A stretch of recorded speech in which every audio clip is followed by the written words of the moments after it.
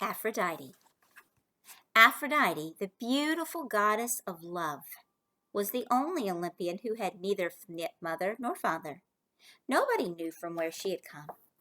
The west wind had first seen her in the pearly light of dawn as she rose out of the sea on a cushion of foam. She floated lightly over the gentle waves and was so lovely to behold that the wind almost lost his breath. With soft puffs, he blew her to the flowering island of Cythera, where the three Graces welcomed her ashore. The three Graces, goddesses of beauty, became her attendants. They dressed her in shimmering garments, bedecked her with sparkling jewels, and placed her in a golden chariot drawn by white doves.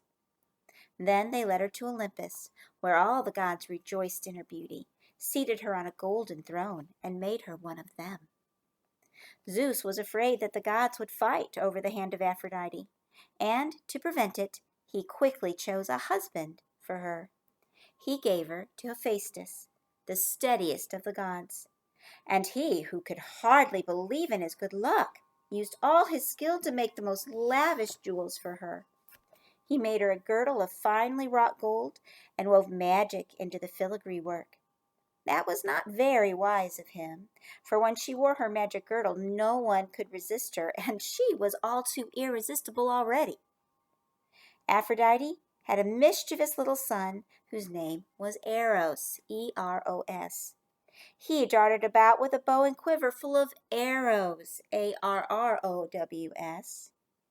They were arrows of love, and he delighted in shooting them into the hearts of unwary victims.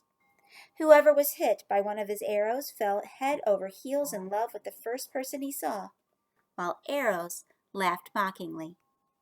By the way, do you recognize that? You might know him by another name. You ever heard of Cupid?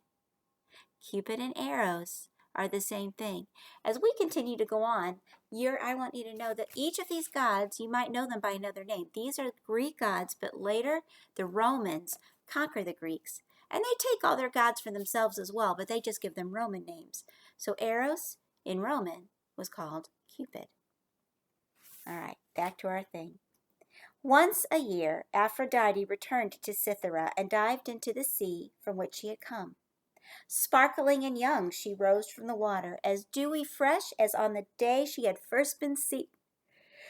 She loved parties and glamour and was not at all pleased at being the wife of sooty, hard-working Hephaestus. She would rather have had his brother Ares for her husband. All right, Ares. Can you remember? Ares is the god of... Find out next time.